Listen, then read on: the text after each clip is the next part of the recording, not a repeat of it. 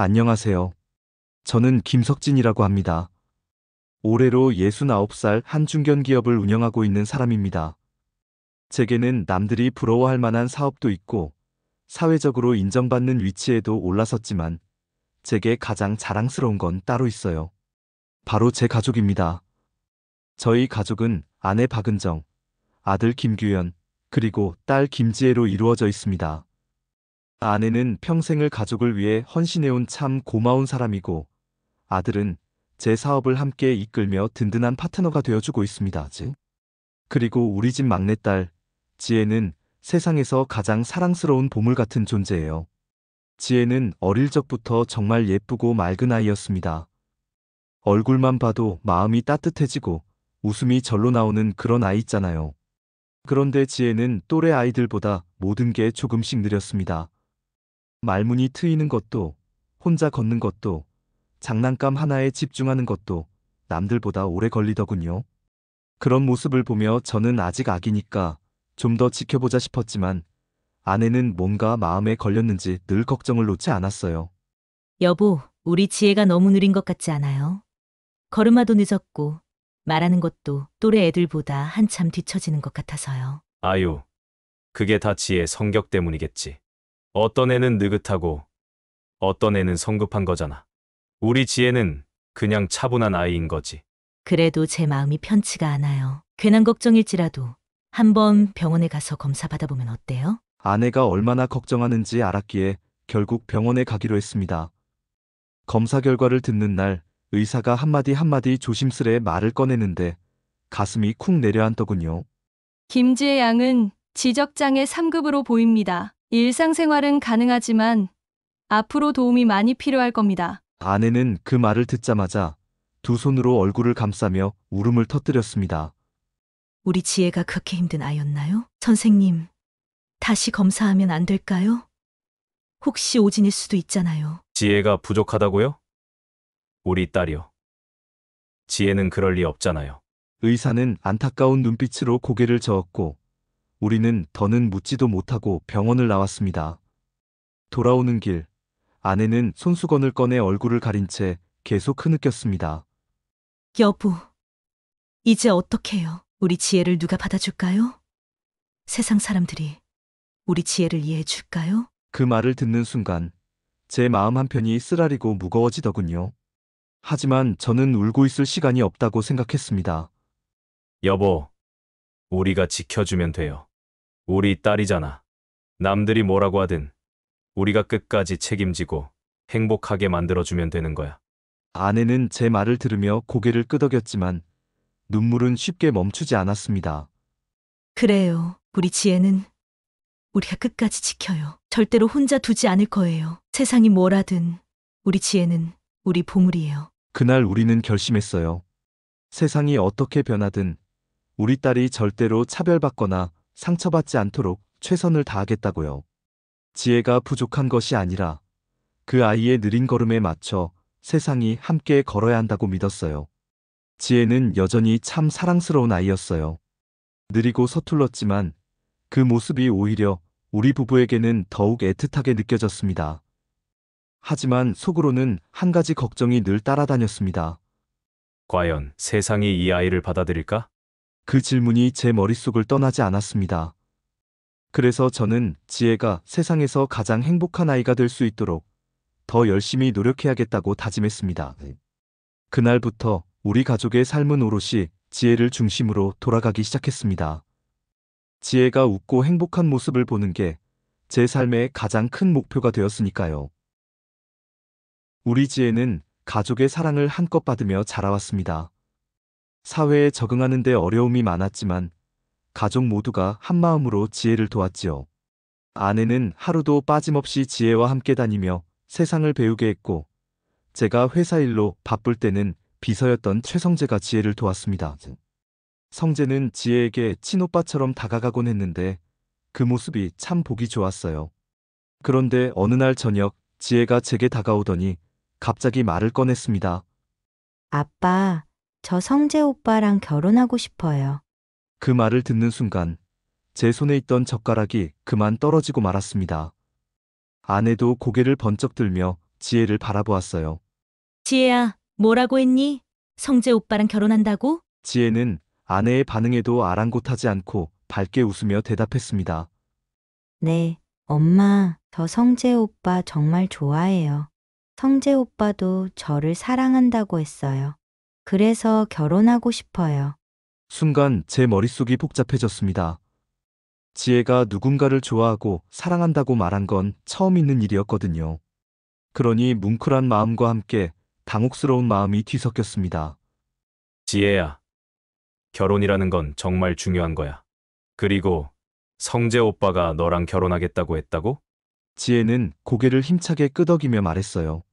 네, 성재 오빠도 아빠랑 엄마께 허락받으라고 했어요. 그래야 결혼할 수 있다고요. 아내와 저는 서로를 바라보며 말을 잇지 못했습니다. 아내가 제게 속삭이듯 말했어요. 여보, 이게 대체 무슨 일이에요? 성재가 진짜 그런 말을 한 걸까요? 내가 성재한테 물어볼게. 지혜가 그냥 착각한 건 아닌지. 며칠 후 저는 성재를 따로 불러 이야기를 나눴습니다. 지혜가 결혼 이야기를 꺼낸 게 사실인지 확인해야 했으니까요. 성재야, 지혜가 내가 결혼하고 싶다고 했다고 하던데. 그게 정말 사실이니? 성재는 잠시 뜸을 들이더니 고개를 끄덕였습니다. 네, 회장님. 저는 지혜 씨를 진심으로 사랑합니다. 지혜 씨와 결혼하고 싶어서 허락을 받고자 말씀드린 거예요. 저는 성재의 대답이 진심인지 따져 묻고 싶었습니다. 지혜가 어떤 아이인지, 그리고 결혼이 어떤 책임을 요구하는지 성재도 잘 알고 있을 테니까요. 성재야, 너도 알겠지만 지혜는 세상에 적응하기 위해 많은 도움을 필요로 하는 아이야. 결혼이라는 건 단순히 사랑만으로 되는 일이 아니야. 내가 진심으로 책임질 수 있는지 다시 한번 생각해 보는 게 좋지 않을까?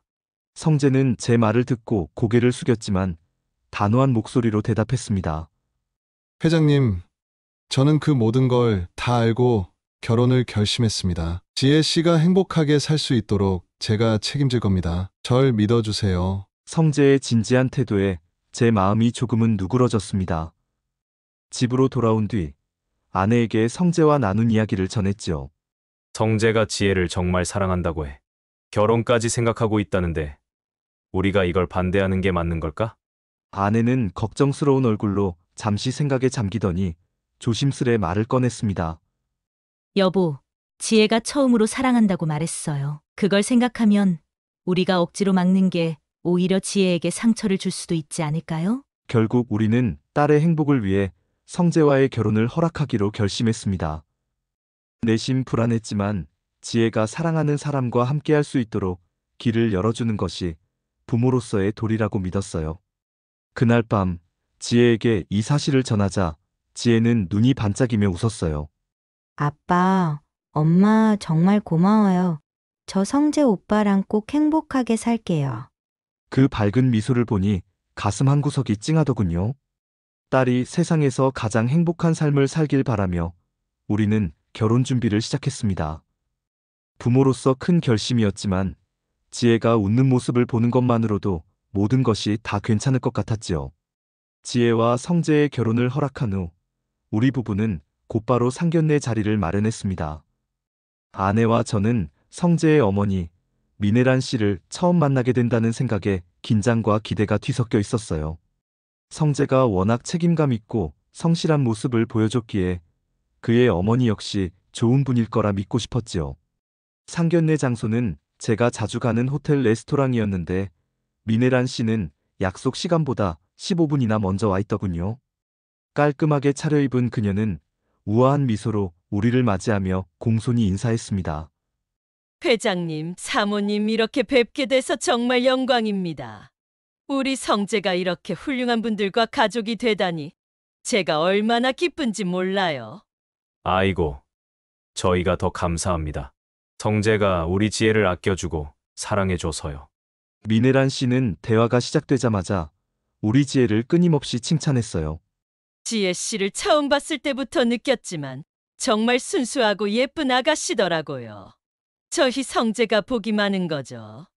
이런 며느리를 얻을 수 있다니요. 그녀의 말투는 부드럽지만 조금은 과장된 듯한 느낌도 들었습니다.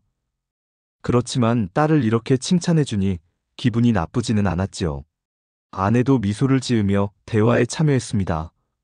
감사해요. 우리 지혜가 부족한 점이 많아도 사돈께서 이렇게 이해해 주신다니 정말 마음이 놓이네요. 부족하다뇨, 사모님. 세상에 지혜 씨처럼 사랑스럽고 순수한 아가씨가 어디 있겠어요? 제가 딸처럼 보살필 거니까 걱정 붙들어 매세요. 그녀는 딸을 향한 애정을 끊임없이 강조했습니다. 우리 지혜 씨가 하고 싶은 건 다 할 수 있도록 제가 도와줄 거예요. 집안일?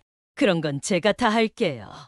지혜 씨는 그냥 행복하게 살기만 하면 됩니다.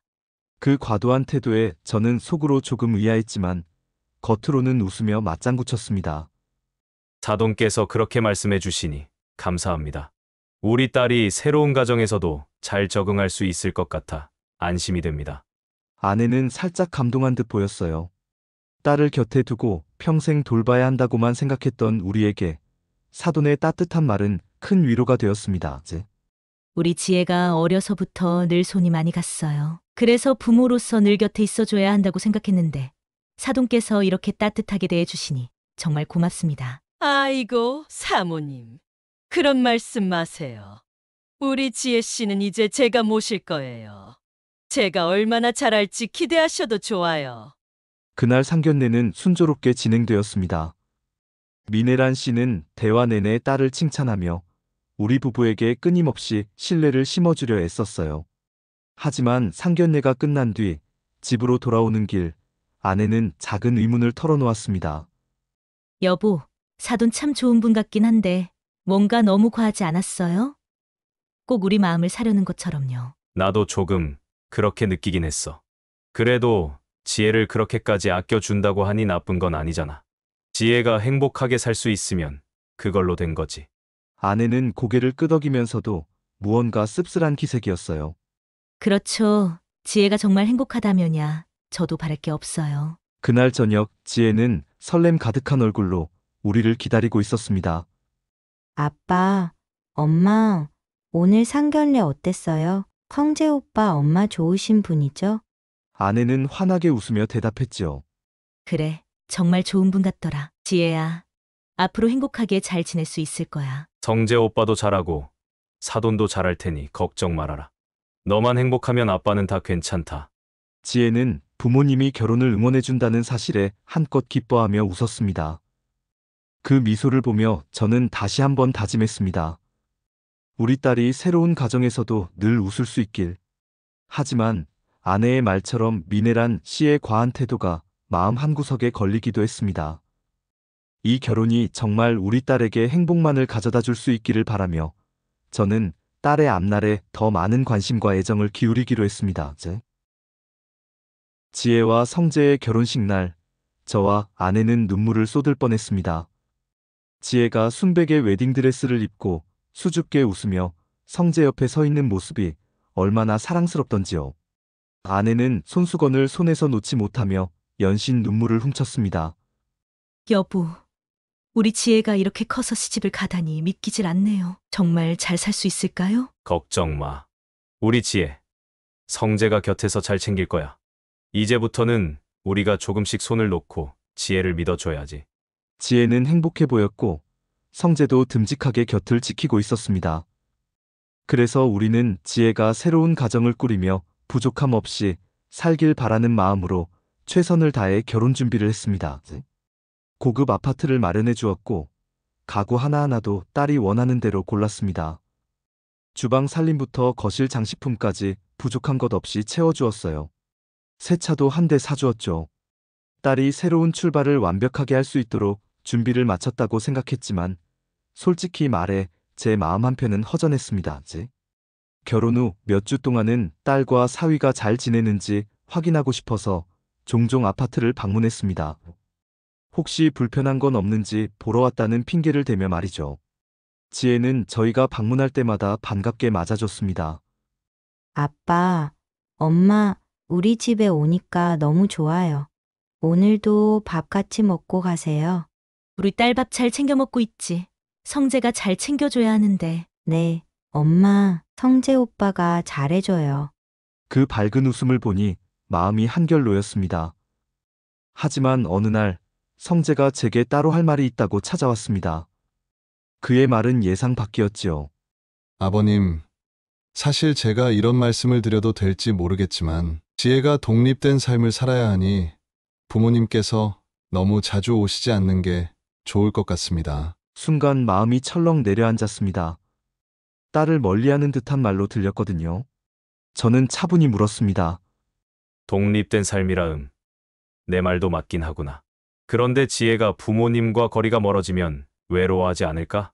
내가 옆에서 잘 챙겨주겠다고 했지만 지혜는 평생 우리 곁에서만 자란 아이라 걱정이 되는구나. 성재는 단호하게 고개를 끄덕였습니다. 걱정 마세요, 아버님. 제가 항상 지혜 옆에 있을 겁니다. 지혜가 적응할 시간을 주려는 거예요. 제가 부족한 부분은 늘 함께 배우고 노력하겠습니다. 그의 진지한 태도에 저는 잠시 고민하다 그의 의견을 받아들였습니다. 아내에게 이 이야기를 전했을 때 아내 역시 고민에 빠진 얼굴이었어요. 여보, 지혜가 정말 잘 지낼까요? 나 없으면 이 아이가 제대로 밥을 먹고 있을지도 걱정이에요. 밥솥에 물을 제대로 맞추기나 할지. 나도 걱정이야. 그래도 우리가 계속 찾아가면 지혜가 스스로 독립하지 못할 수도 있어. 성재 말대로 조금 거리를 두고 믿어보자고. 그렇게 우리는 딸의 자립을 돕는다는 마음으로 방문을 줄였습니다. 저희는 그저 아이가 잘 지낼 거라는 믿음으로 그 불안감을 억누르고 있었을 뿐입니다. 대신 가끔씩 전화를 걸어 안부를 확인했지요. 지혜야, 잘 지내지? 밥은 잘 챙겨 먹고 있어? 네, 아빠. 잘 지내고 있어요. 근데 가끔 엄마랑 아빠가 보고 싶어요. 우리 딸, 아빠도 보고 싶지. 하지만 성재 오빠랑 잘 지내면서 독립적으로 살아보는 것도 중요해. 아빠는 늘 내 곁에 있으니까 너무 걱정 말고. 지혜는 밝게 대답했지만 어딘가 힘이 빠진 목소리 같기도 했습니다. 전화를 끊고 나니 아내도 같은 걱정을 내비쳤습니다. 여보, 지혜 목소리가 왜 이렇게 힘이 없어 보여요? 정말 괜찮은 걸까요? 우리 딸이 부모랑 떨어져 사는 게 처음이니까 조금 적응이 안 될 수도 있지. 그래도 성재가 옆에 있다잖아. 너무 염려하지 말자. 우리는 딸이 새로운 가정에서 잘 적응하기를 바라며 멀리서 지켜보는 부모로서의 역할을 배우는 중이었습니다. 지혜와의 통화는 갈수록 짧아졌습니다. 처음에는 아이가 독립하느라 조금 바쁜가 보다 싶었지만 갈수록 마음이 편치 않았습니다. 딸의 목소리에는 힘이 없었고 말끝마다 피곤하다는 말만 반복했으니까요. 그날도 지혜와 통화하던 중이었습니다. 지혜야, 아빠다. 요즘 어떻게 지내고 있니? 네, 아빠. 잘 지내고 있어요. 요즘 잠을 잘 못 자서 좀 피곤하긴 해요. 그래? 왜 잠을 못 자? 무슨 일 있는 건 아니지. 성재 오빠가 잘 챙겨주고 있겠지. 네, 오빠가 잘 챙겨줘요. 정말이에요. 딸은 꼭 무언가를 감추고 있는 듯한 태도로 얼른 전화를 끝내려 했습니다. 저는 왠지 모를 찜찜함에 전화를 끊고 난 후에도 한참 동안 생각에 잠겼습니다. 아내가 곁으로 다가와 물었어요. 여보, 지혜랑 통화했어요? 어땠어요? 애가 잘 있대요? 응. 잘 지낸다고 하긴 했는데 목소리에 힘이 없어. 자꾸 피곤하대. 잠도 잘 못 잔다고. 그러고. 아내는 걱정스러운 얼굴로 제 말을 들으며 고개를 저었습니다. 여보, 그거 그냥 피곤해서 그런 게 아닌 것 같아요. 제가 엄마잖아요. 우리 지혜의 목소리가 왜 그런지 느낌이 와요. 뭔가 잘못된 것 같아. 아니야. 당신이 너무 예민하게 받아들이는 거야. 아이가 처음 부모 곁을 떠나서 적응하려니 피곤한 게 당연하지. 아니요, 여보. 지혜가 정말 잘 지내는 게 맞다면 왜 그 밝은 소리가 안 나죠? 우리 딸 목소리는 평소에 얼마나 맑았는지 알잖아요. 저건 행복한 목소리가 아니에요. 그 말을 들으니 괜히 가슴이 쿵 내려앉는 것 같았습니다. 하지만 저는 일부러 마음을 다잡으며 애써 대수롭지 않게 넘기려 했습니다. 여보, 우리가 너무 걱정하는 거야. 지혜는 원래 부모 품에서만 자랐잖아. 독립하려니 당연히 힘들지. 그러다 보면 점점 적응해 갈 거야. 우리가 지금 이런저런 걱정으로 오히려 아이를 더 힘들게 할 수도 있어. 아내는 제 말을 들으며 한숨을 쉬더니 대답했습니다. 여보, 부모가 아이를 걱정하는 마음은 괜한 게 아니에요. 저는 그게 그냥 느낌일 거라고 생각하지 않아요. 지혜가 괜찮다고 해도 우리가 더 알아봐야 해요. 그냥 넘기면 안 돼요. 그날 밤 아내의 말이 머릿속을 떠나지 않았습니다. 하지만 그땐 아내의 말이 얼마나 옳았는지 알지 못했지요. 어느새 지혜가 결혼한 지도 꽤 많은 시간이 흘렀습니다. 그동안 아내와 저는 걱정이 많았지만 지혜가 잘 적응하고 있을 거라고 스스로를 다독였습니다. 그런 와중에 질 좋은 한우가 선물로 들어왔고 지혜에게도 나누어 주기로 했습니다. 아내는 가는 길 내내 딸 걱정뿐이었습니다. 여보, 오늘은 지혜 얼굴 좀 잘 살펴봐요. 애가 전화로는 늘 괜찮다고 하지만 저는 도무지 마음이 놓이질 않아요. 그렇지. 오늘 가서 이것저것 잘 챙겨보고 오자고. 반찬도 좀 넉넉하게 해서 가져갈까? 아내는 고개를 끄덕이며도 여전히 표정이 어두웠습니다. 그런 모습을 보니 저도 괜히 신경이 쓰였습니다. 지혜의 아파트에 도착한 우리는 한껏 들뜬 기분으로 초인종을 누르려 했습니다. 그런데 현관문 앞에 서자 안에서 심상치 않은 소리가 들려왔습니다. 너는 대체 왜 이렇게 말을 못 알아듣는 거야? 죄송해요. 잘할게요. 잘하면 뭐해? 내가 이래서 널 데려온 걸 후회한다고. 고함과 비난이 섞인 목소리 사이로 지혜의 떨리는 목소리가 간신히 들려왔습니다. 저는 얼어붙은 채 문 앞에 서 있었고 옆에서 아내가 작은 비명을 내질렀습니다. 여보, 저 안에서 나는 목소리. 그거 지혜 맞죠? 우리 지혜가 무슨 일을 당하고 있는 거예요? 아내의 얼굴이 새하얗게 질렸고 저 역시 가슴이 뛰기 시작했습니다. 그 순간 엘리베이터가 열리고 옆집 윤혜린 씨가 나왔습니다. 그녀는 우리를 보더니 약간 머뭇거리며 말을 건넸습니다. 아, 혹시 저 집 며느리분 아세요? 네. 저희 딸입니다. 그런데 왜 그러시죠? 윤혜린은 한숨을 내쉬며 고개를 저었습니다. 저 집 며느리 분이 얼마나 힘들게 사는지 몰라요. 남편이랑 시어머니가 매일같이 고함치고 물건 던지는 소리도 들리고요. 얼마나 딱한지 신고할까 하다 말았는데 아버님이 며느리 아버님이셨다니. 그 말을 듣는 순간 머릿속이 새하얘졌습니다. 아내는 그 자리에 주저앉을 듯한 기세로 제 팔을 붙잡았습니다. 여보, 이게 다 무슨 소리예요? 우리 지혜가 그 안에서 그런 일을 당하고 있었다고요? 아, 죄송해요. 제가 괜한 말씀을 드린 건 아닌지.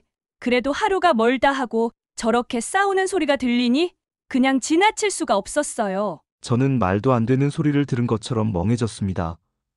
그러다 정신을 차리고 초인종을 누르려다 멈췄습니다.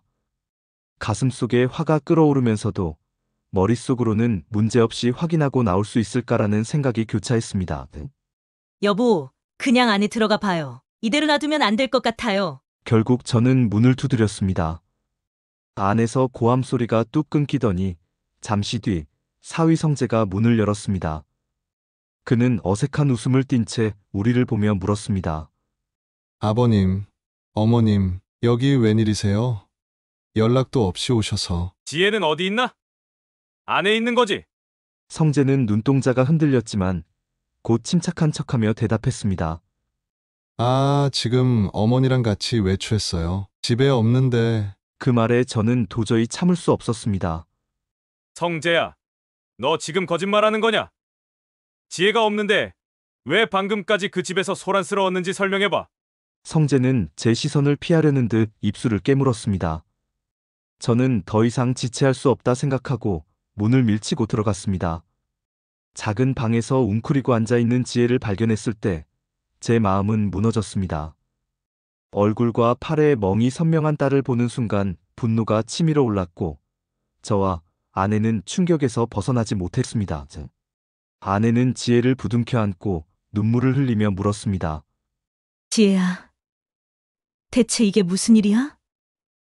너 엄마한테 말 좀 해봐. 누가 널 이렇게 만든 거니? 지혜는 입술을 깨물며 고개를 떨궜습니다.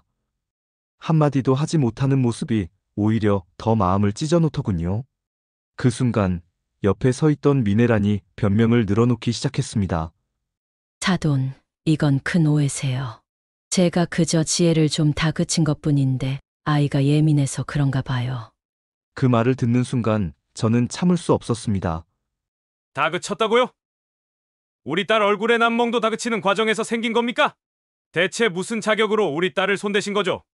미네라는 고개를 절레절레 흔들며 뻔뻔하게 말했습니다. 사돈이 너무 예민하게 받아들이시는 것 같아요. 이건 단지 교육 차원이었을 뿐이에요. 지혜가 가끔 말을 잘 못 알아들어서요. 그녀의 태도에 말문이 막히는 것도 잠시 사위 성재가 끼어들며 어색한 미소를 지었습니다. 아버님, 저희가 일부러 지혜를 힘들게 하려던 건 절대 아니에요. 그냥 서로 오해가 생긴 것 같아요. 아내는 눈물을 흘리며 떨리는 목소리로 외쳤습니다. 오해라고요? 우리 지혜를 이렇게 만들어 놓고 지금 그런 말을 할 수 있는 거예요? 대체 무슨 생각으로 이 아이를 이렇게 괴롭힌 거냐고요? 저는 그 순간 더 이상 참을 수 없었습니다. 당장 이 집에서 나가세요. 내가 더는 당신들과 한 공간에 딸을 둘 수 없습니다. 그러자 미네라는 갑자기 뻔뻔한 태도로 돌변하며 더 큰 소리를 냈습니다. 사돈, 이 집은 제 아들과 며느리의 집이에요. 왜 우리가 나가야 하죠? 그리고 집 문제는 이미 지혜가 결혼했으니 신경을 끊으셔야지 저한테 화를 내시면 곤란합니다. 이 집은 내가 우리 딸을 위해 마련한 집입니다. 당신들 같은 사람들이 우리 딸을 이렇게 만든 걸 보면 더 이상 두고 볼 수가 없어요. 당장 나가세요. 미네라는 여전히 뻔뻔하게 웃으며 말했습니다. 회장님, 이 집을 제 명의로 넘긴다는 각서에 사인하신다면 저희도 더 이상 문제 삼지 않겠습니다.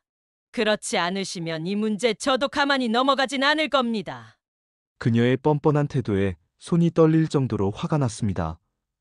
아내는 거의 기절할 듯이 제 팔을 붙잡고 울먹였습니다. 여보, 제발 우리 지혜를 여기서 데리고 나가요. 더는 이 사람들하고 말도 섞고 싶지 않아요. 저는 단호하게 말했습니다. 미네란 씨, 더는 말할 필요 없습니다. 이 집도 우리 딸도 당신들에게 줄 마음은 추호도 없습니다. 상황이 점점 격해지자 아내는 핸드폰을 꺼내 경찰에 신고했습니다. 그리고 곧바로 아들에게 연락해 현재 상황을 알렸습니다. 여보, 이제 규현이한테도 얘기해야 해요. 이런 일을 우리가 어떻게 다 감당해요. 저는 고개를 끄덕이며 아내의 말을 따랐습니다. 얼마 지나지 않아 경찰과 아들이 거의 동시에 도착했습니다. 경찰이 현관문을 들어서자마자 미네란과 성재는 갑자기 태도를 바꾸며 슬그머니 자리를 피하려 했습니다. 성재는 경찰에게 다가가 억지로 웃으며 말했습니다. 아, 이건 정말 오해입니다. 저희는 아무 문제 없어요. 가족끼리 약간의 다툼이 있었을 뿐인데 이렇게까지 할 일은 아니에요. 미네란도 한 발짝 앞으로 나서며 손사래를 쳤습니다. 정말이에요, 경찰관님. 이건 집안 문제예요. 저희 며느리와 조금 의견 차이가 있었을 뿐이지 폭력이라니요. 말도 안 돼요. 그들의 뻔뻔한 태도에 아들은 더 이상 참지 못하고 목소리를 높였습니다. 지금 무슨 헛소리를 하고 있는 겁니까? 우리 동생을 이렇게 만들어 놓고 아직도 그런 변명을 늘어놓을 수 있습니까? 저 사람들 폭행 현행범이에요. 당장 체포하세요. 경찰관은 상황을 지켜보더니 성재와 미네란에게 단호하게 말했습니다.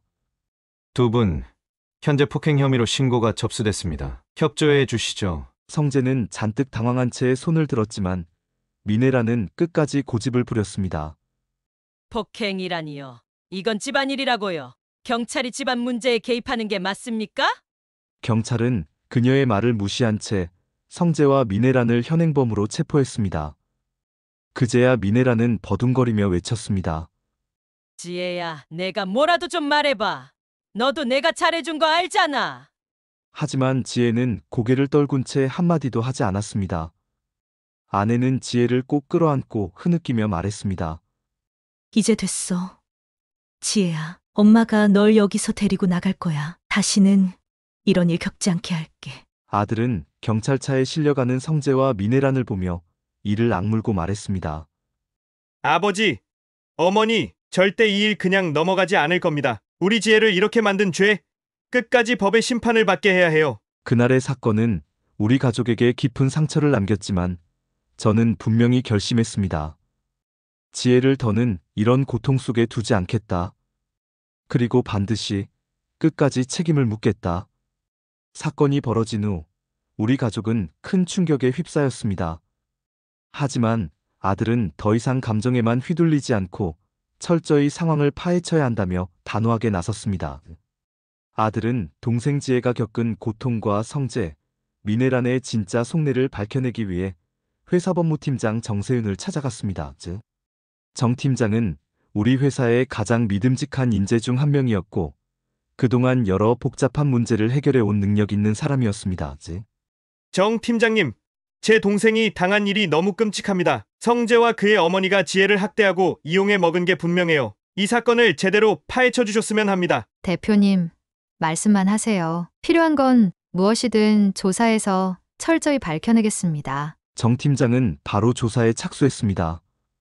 그리고 얼마 지나지 않아 믿기 힘든 사실들을 하나둘 밝혀냈습니다.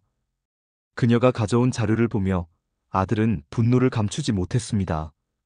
대표님, 성재가 지혜 씨 명의로 대출을 받은 기록을 확인했습니다. 총 5억 원 정도이고 사용 용도는 생활비와 의료비라고 적혀 있었지만 실제로는 대부분 개인적인 사치에 사용된 것으로 보입니다. 또 혼수로 제공된 고가의 가구와 물품들은 이미 중고 시장에 처분된 흔적이 있습니다. 김규현은 이를 악물며 책상 위에 손을 내려쳤습니다. 그 자식이 결국 우리 지혜를 이용한 거군요. 동생을 사랑해서가 아니라 돈 때문이었다니 더는 참을 수 없습니다. 이 사건을 끝까지 파헤쳐야 합니다. 정세윤은 서류를 넘기며 차분히 말을 이었습니다. 대표님, 중요한 사실이 하나 더 있습니다. 지혜 씨가 지적장애 3급을 가지고 계신 점이 법적으로 굉장히 중요한 요소가 됩니다. 장애인을 상대로 한 폭행과 학대는 가중처벌 대상이 됩니다. 피해자가 신체적, 정신적으로 취약한 상태라면 법적으로 강력히 다룰 수 있는 부분이 많습니다. 그 말을 들은 아들은 고개를 끄덕이며 단호하게 대답했습니다. 좋습니다. 성재와 그의 어머니가 저지른 모든 잘못을 끝까지 추적하고 책임을 물을 겁니다. 어떤 타협도 없을 겁니다. 정 팀장은 성재와 미네란이 지혜를 상대로 저지른 모든 잘못을 철저히 기록으로 남겼습니다. 대출받은 금액, 혼수 물품의 처분 내역, 그리고 지혜를 상대로 한 폭언과 폭행의 정황 증거까지 꼼꼼히 수집했습니다. 조사를 마친 정세윤이 아버지인 저를 찾아와 조심스럽게 결과를 설명했습니다. 회장님, 모든 증거를 확보했습니다. 성재와 그의 어머니가 지혜 씨에게 저지른 학대와 착취 행위는 명백합니다. 특히 지적장애를 가진 피해자에 대한 학대는 가중처벌 대상이며 법적으로도 강력히 주장할 수 있습니다. 그녀의 말을 들으며 저는 눈을 감았습니다. 한숨이 절로 나왔습니다. 딸이 그런 고통을 겪고 있었다는 사실에 가슴이 미어졌습니다. 정 팀장님, 제 딸이 겪은 모든 고통과 그들의 죄를 세상에 드러내 주세요. 절대 이런 일이 그냥 넘어가선 안 됩니다. 옆에 있던 아내는 눈물을 훔치며 간절히 부탁했습니다.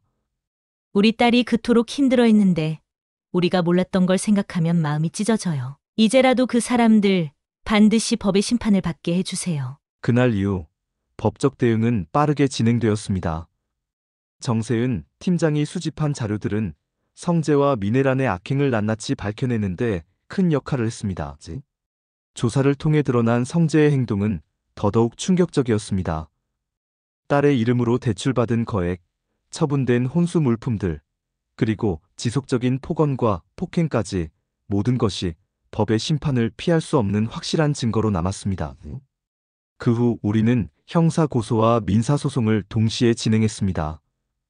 정 팀장의 철저한 조사 덕분에 성재와 미네란이 저지른 악행은 법정에서 모두 드러났습니다. 법정에서 미네란은 마지막까지 뻔뻔한 태도를 유지하며 변명했습니다. 존경하는 재판장님, 저는 며느리를 위해 최선을 다하려 했을 뿐입니다. 이건 모두 오해에서 비롯된 일입니다. 그녀의 말이 끝나기 무섭게 정 팀장이 제출한 녹취 파일이 법정에 울려 퍼졌습니다. 너 같은 애가 뭘 알아? 내가 바보니까 내가 다 가르쳐줘야 하지 않니? 말귀 못 알아듣는 걸 보니 도대체 무슨 생각으로 태어난 거냐고. 법정은 차가운 침묵에 휩싸였고 미네라는 그제야 입을 다물었습니다. 판사는 단호히 선고했습니다.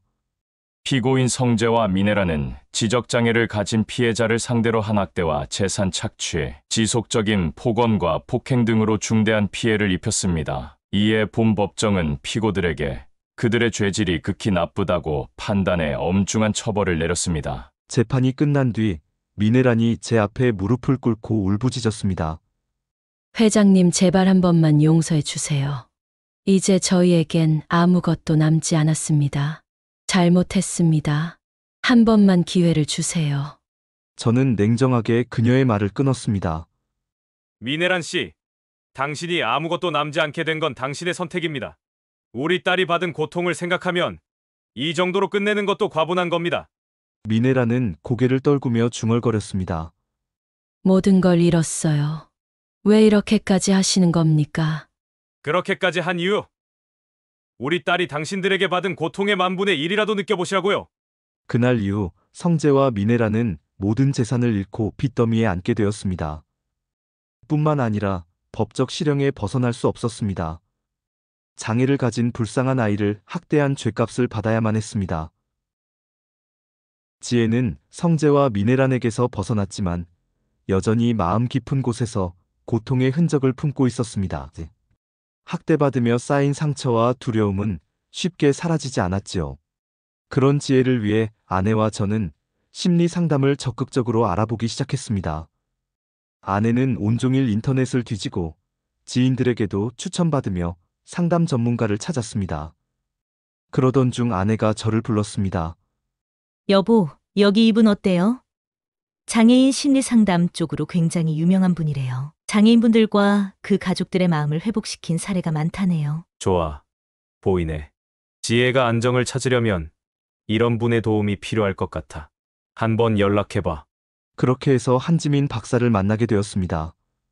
그는 부드러운 말투와 온화한 미소를 가진 사람이었고 처음 만난 자리에서부터 믿음이 갔습니다. 회장님, 어머님, 지혜 씨가 겪은 일은 짧은 시간에 치유되기 힘든 큰 상처일 겁니다. 그러나 충분히 회복할 수 있습니다. 제가 차근차근 지혜 씨와 함께 보겠습니다. 지혜는 상담 첫날 긴장한 모습으로 상담실에 들어갔습니다. 딸의 어깨가 잔뜩 움츠러든 걸 보고 아내는 눈물을 참지 못하고 훌쩍거렸습니다. 여보, 우리 지혜가 잘 받아들일 수 있을까요? 저 아이가 마음을 열지 못하면 어떡하죠? 잘할 거야. 우리 지혜가 얼마나 강한 애인데 상담사님도 믿음직하시잖아. 조금만 기다려보자고. 지혜가 상담을 마치고 나왔을 때 박사는 따뜻한 미소로 우리를 안심시켰습니다. 지혜 씨가 처음엔 말을 아꼈지만 천천히 이야기를 시작했어요. 아직은 조심스럽지만 시간이 지나면 마음을 열 겁니다. 꾸준히 이어나가는 게 중요합니다. 아내는 지혜의 손을 꼭 잡으며 물었습니다. 우리 딸, 힘들지 않았어? 괜찮았니? 지혜는 고개를 끄덕이며 작은 목소리로 대답했습니다. 괜찮았어. 박사님이 잘 들어주셨어. 그날 이후로 지혜는 상담을 꾸준히 받으며 조금씩 나아졌습니다. 처음에는 여전히 불안한 표정을 지었지만 시간이 흐르면서 눈빛이 부드러워지고 미소가 조금씩 돌아왔습니다. 어느 날 아들이 제게 진지한 얼굴로 다가왔습니다. 아버지, 이제는 제가 지혜를 지킬 겁니다. 동생이 다시 이런 일을 겪지 않도록 제가 동생 옆에 늘 있을 겁니다. 아버지, 너무 걱정 마세요. 저는 아들의 결의에 찬 모습을 보며 안도감을 느꼈습니다. 규현아, 내가 이렇게 말해주니 아버지는 정말 든든하다. 지혜도 내가 있어서 큰 힘을 얻을 거야. 아들은 고개를 끄덕이며 진심을 다해 약속했습니다. 지혜는 이제 제 보호 아래 있습니다. 누구도 우리 동생에게 상처를 줄 수 없을 겁니다. 시간이 지나면서 지혜는 점점 더 밝은 모습을 되찾았습니다. 상담을 통해 마음속의 무거운 짐을 덜어내고 가족의 사랑 속에서 차츰 안정감을 느끼는 듯 했습니다. 어느 날 지혜가 조용히 제게 다가와 속삭였습니다. 아빠, 고마워요. 아빠랑 엄마, 그리고 오빠가 있어서 나 힘낼 수 있었어요. 저는 울컥한 마음을 애써 감추며 딸의 손을 꼭 잡았습니다. 지혜야, 내가 잘 버텨줘서 아빠가 더 고맙다. 너는 참 대단한 아이야. 앞으로는 걱정 말고 행복하게 지내자. 아내는 저보다 더 적극적으로 지혜를 품에 안고 말했습니다. 우리 지혜, 이제는 정말 행복해야 해. 엄마랑 아빠, 오빠가 내 곁에 늘 있을 거니까 걱정하지 말고 내가 하고 싶은 걸 마음껏 해도 돼. 지혜는 엄마 품에서 조용히 웃으며 고개를 끄덕였습니다. 딸의 웃음소리를 다시 들을 수 있다는 것만으로도 제겐 큰 축복이었습니다. 지혜의 얼굴에 환한 미소가 돌아올 때마다 제 마음도 밝아졌습니다. 아내와 아들 덕분에 우리 가족은 다시 행복을 되찾고 있었지요. 나는 이번 일을 겪으며 부모로서의 역할이 얼마나 중요한지, 그리고 가족의 의미가 얼마나 큰지 다시금 깨달았습니다. 딸이 겪은 고통과 상처는 결코 가볍지 않았지만 그 모든 것을 함께 이겨내기 위해 우리 가족은 더 단단해졌습니다. 지혜의 밝은 미소는 이제 내 삶의 이유이자 목표입니다. 세상 어떤 일도 우리 딸에게 다시는 상처를 남기지 않게 내가 그녀의 든든한 울타리가 되어야 한다. 이 다짐은 내 남은 삶을 지탱하는 가장 큰 힘이 되었습니다. 마지막으로 지혜가 하루하루 조금씩 더 행복해지는 모습을 보며 확신하게 됩니다. 가족이란 서로를 지키고 어떤 일이 있어도 함께 일어서는 존재다. 우리 가족은 이제 더는 흔들리지 않을 겁니다. 제 이야기를 들어주신 여러분께도 감사의 인사를 드립니다. 모두가 각자의 소중한 가족과 함께 서로의 행복을 지켜주며 살아가길 진심으로 바랍니다. 감사합니다.